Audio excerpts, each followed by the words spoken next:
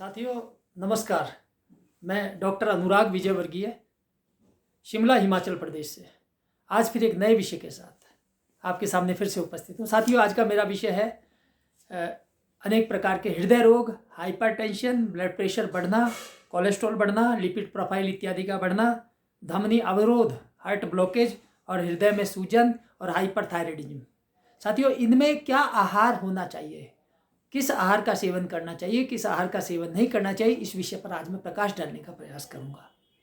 साथियों आज ये समझ लीजिए कि मैं इस विषय पर गागर में सागर भरने वाला हूँ और ये वीडियो मैं जनहित में बना रहा हूँ। जैसा कि आपको मैंने पहले भी वीडियोज में बताया कि मैं ये जो वीडियो बना रहा हूँ ये सब लोक कल्याण की भावना से बनाता हूँ।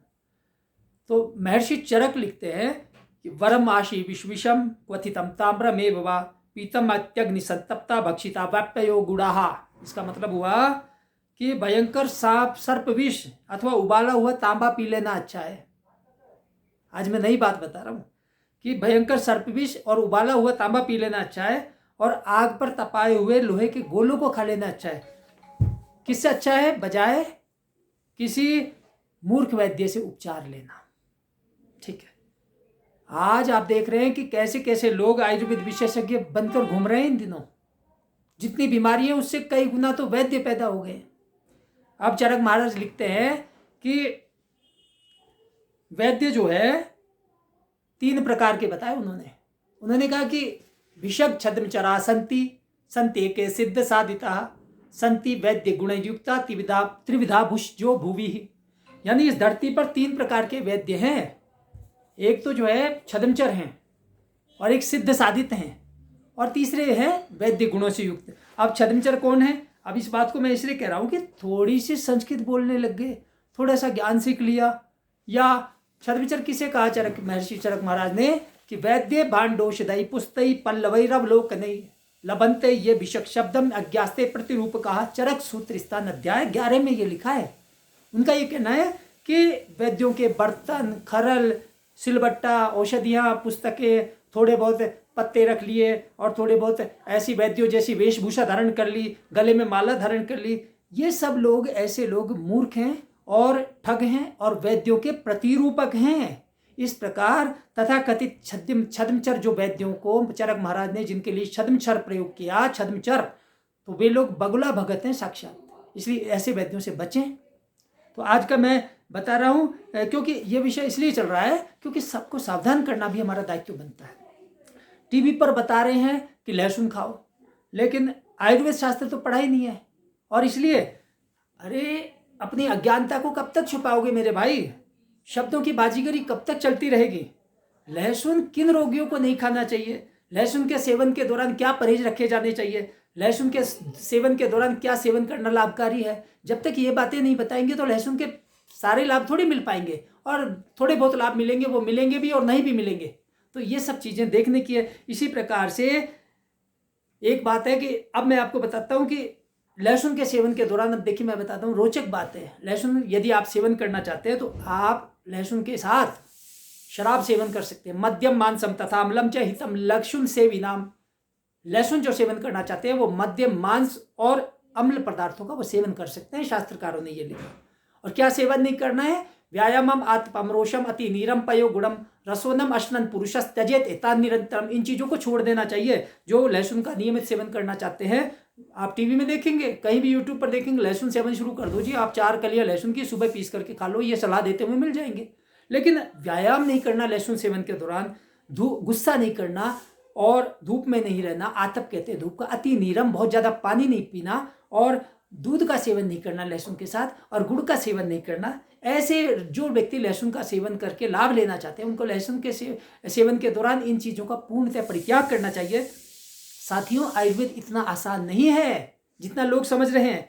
गुग्गुलों के अधिक सेवन से नपुंसकता पैदा होती है। जिन लोगों को आयुर्वेद का कोई ज्ञान नहीं है वो लोग वैद्यों से पूछ के बता रहे हैं कि फलाना गूगल खा लो, ये खा लो, थायराइड में कांचनार गूगल खा लो। अरे भाई लोहे की भस्म खा लो, गंधक खा लो, तांबे की भस्म खा लो। आयुर्वेद आसान नहीं है। शास्त्रों में जगह जगह लिखा है। अष्टांग हृदयकार लिखते हैं कि गुणनिधिरपि कुर्यात्सो अति मात्रोपयुक्त है। गूगल के बारे में कहा है। अधिक मात्रा में यदि गूगल का सेवन करा दिया जाए तो क्या होता? तिमिर वदन शोष क्लीबता कार्य मोहान। क्लीबता कहते हैं नपुंसकता। ज़्यादा मात्रा में गूगल का सेवन करा दिया, तिमिर रोग पैदा हो जाएगा और बदन शोष, चेहरे में सूखापन आ जाएगा और कमजोरी हो जाएगी और मोह पैदा हो जाएगा। तो अब ऐसे ऐसे क्या है सलाहकार बनते हैं, तो वो लोग इस गूगल का सेवन कराने से अनेक रोगी नपुंसकता की ओर वो धकेल दिए जाते हैं। तो आप शास्त्र ये कह रहा है कि गूगल के सेवन के दौरान क्या सेवन नहीं करना चाहिए? अम्लम तीक्ष्णम अजीर्णम च व्यवायम श्रम मातपम मध्यम रोषम त्यजेत सम्यक गुणार्थी पुरुष सेवक है। पुर कहते हैं गूगल का सेवन करने के दौरान खटाई सेवन निषेध है, तीखी चीजें, मिर्च मसाले, अजीर्ण, इंडाइजेशन नहीं होने देना चाहिए, और सहवास, स्त्री सहवास निषेध है, श्रम बहुत ज्यादा परिश्रम निषेध है, धूप में रहना निषेध है।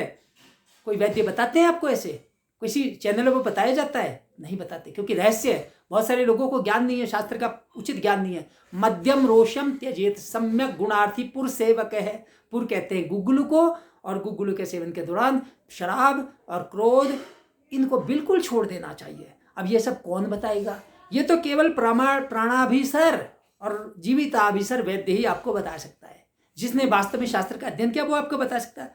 मैंने पहले भी आपको एक बार कहा कि भारतीय में एक डॉक्टर और वैद्य जन्म से ही छुपा हुआ है। दादी से पूछो, हमारे यहाँ नानी से पूछो, सब इलाज बता देंगे सब बीमारियों का। बाबाओं से पूछो या किसी और से पूछो, सब अशास्त्रीय और उटपटांग सलाह देने में माहिर। क्या करेंगे? तंत्र मंत्र, ग्रह शांति वगैरह उपाय देने से भी नहीं चूकते, और इससे जनता गुमराह होती है। मैं कहता हूं अक्सर कि मूंड मुंडाए 3 गुण, सिर की मिट जाए खाज, बनी बनाई रोटी मिले लोग कहे महाराज। आप अर्थ समझ गए होंगे। तो फिर भी क्या है कि कुछ ऐसे कम नसीब भी हैं इस जहान में, प्यासे खड़े हुए हैं समुंदर के आसपास। आयुर्वेद का महासमुद्र है, इसके आसपास भी हम लोग प्यासे खड़े हुए हैं। हम इस देश के वासी हैं। तो साथियों, अब आगे बढ़ने से पहले इस चैनल को पहले सब्सक्राइब कर लें और बेल आइकन को दबा लें। मैं मुख्य विषय पर आ रहा हूं कि दवाइयों से बर्बाद हुए शरीर को हितकर भोजन ही सुधार सकता है, दवाई नहीं। विषय हमारा चल रहा है हृदय रोग, ब्लड प्रेशर बढ़ना, थायराइड, ये इस पर हम क्या आहार करेंगे? तो आहार से बड़ी कोई औषधि नहीं है। आहार के परिवर्तन से आप रोगों को ठीक कर सकते हैं। शास्त्र ये कह रहा है कि भेषजन उपपन्नो अपि न निराहारो न शक्यते न च आहार समम किंचित भेषजम उपलब्धते। आहार के बराबर कोई औषधि नहीं है, काश्यप, महर्षि काश्यप ने लिखा। और इसलिए आज क्या खा रहे हैं हम लोग? Pizza, hot dog, burger, momo, chowmein, spring roll, Manchurian, ऐसे ऐसे नाम है आहार के, और उनको जो कि बिल्कुल अशास्त्रीय हैं। और शास्त्र ये कह रहा है कि उन चीज़ों का सेवन करो जिसके द्वारा स्वास्थ्य हमारा सही बने। तच्च नित्यम प्रयुंजित्य स्वास्थ्यम ये नानुवर्तते अजाता नाम विकाराणाम अनुत्पत्ति कर्म चेत। चरक महाराज लिख रहे हैं ये बात कि रोग पैदा नहीं हो, इसलिए ऐसे आहार का सेवन करें जिनका आप सेवन करने से आपको लाभ हो। सबसे पहले हम हृदय रोग की बात कर रहे हैं। हृदय रोगी को क्या सेवन करना चाहिए? देखिए, बहुत सारा छुपा हुआ विषय मैं आपको बता रहा हूँ कि इसमें बताया शालिर मुद्गा यवा मांसम जांगलम मरिचात्मितम पटोलम कार बेल्लम च पथ्यम प्रोक्तम हृदयमये। हृदय रोगी क्या क्या हुआ? जिसका कोलेस्ट्रॉल बढ़ा है, जिसका ब्लड प्रेशर बढ़ा है, और जिसको हृदय धमनी में ब्लॉकेज है, उन सभी रोगियों को ये सेवन करना चाहिए। क्या क्या? एक तो सेले चावल, मूंग का सेवन करें, मूंग की दाल, मूंग नियमित सेवन करना चाहिए। और ऐसा मांस जो कि मरुस्थल में पैदा हुआ हो, वहाँ के जीव जंतुओं का मांस आप सेवन कर सकते हैं। पटोलम, परवल कहते हैं, कारवेलम, करेला। परवल कैसे खाना है? जिसमें काली मिर्च डाली हुई हो, उस तरह से काली मिर्च डाल करके। ये सब हृदय रोगी को लाभ देता है। इसी प्रकार से क्या सेवन नहीं करना है? हृदय रोगी को जो सेवन नहीं करना है वो कहते हैं कि हृदय रोगी को कुछ खास चीजों का सेवन नहीं करना चाहिए, जैसे तैलाम्ल तक्र गुरवन्न कषाय श्रमम आत्पम रोषम स्त्री नर्म चिंताम्बा भाष्यम हृदरोगवान त्यजेत। कि तेल, तली भुनी चीजें नहीं खानी चाहिए हृदय रोगी को। जिसका ब्लड प्रेशर बढ़ा है उसको सेवन नहीं कर सकते। तैलाम्ल तक्र गुरवन्न, तक्र कहते हैं लस्सी, गुरवन्न कहते हैं भारी आहार, कषाय श्रमम आत्पम कसेली चीजें, बहुत ज्यादा परिश्रम और बहुत ज्यादा धूप में रहना। फिर कहा बहुत ज्यादा क्रोध नहीं करना चाहिए। रोषम स्त्री सहवास भी नहीं करना चाहिए। चिंताम्बा, बहुत ज्यादा चिंता भी नहीं करना चाहिए। भाष्यम, और ऐसे हृदय रोगी को बहुत ज़्यादा बोलना नहीं चाहिए। इसलिए जो लोग टीचिंग से जुड़े हुए हैं, जो लोग शिक्षण करते हैं, जो लोग एडवोकेट्स हैं, उनको बहुत ज़्यादा बोलना पड़ता है तो ब्लड प्रेशर बढ़ जाता है। हृदय के लिए नुकसानदायक है। भाष्यम हृदरोग बांध त्यजेत। हृदय रोगी को इन सब चीज़ों को छोड़ देना चाहिए। तो ये बहुत रहस्य की बातें हैं। और स्त्री सहवास का निषेध हृदय रोगी को कहा है। शास्त्र ये भी कह रहा है कि विवाहो न विलासार्थम प्रजार्थमेव केवलम। तेजो बुद्धि बल ध्वंसो विलासात प्रभवेत खलु। विवाह जो है विलास के लिए नहीं है, भोग विलास के लिए विवाह नहीं किया जाता है। प्रजार्थमेव केवलम, ये केवल प्रजा उत्पाद संतान उत्पादन के लिए है विवाह का संस्कार। यदि कोई भोग विलास में लिप्त रहता है तो उसको क्या हानि होगी? तेजो बुद्धि बल ध्वंसो विलासात प्रभवेत खलु। और तेज बुद्धि और बल का नाश जो है विलास के द्वारा निश्चित रूप से होगा। ये शास्त्र में, ये स्पष्ट शब्दों में शास्त्र में ये बात लिखी कि भाई ऐसा करोगे तो आपको ये नुकसान होने ही होने, इससे आपको कोई नहीं बचा सकता।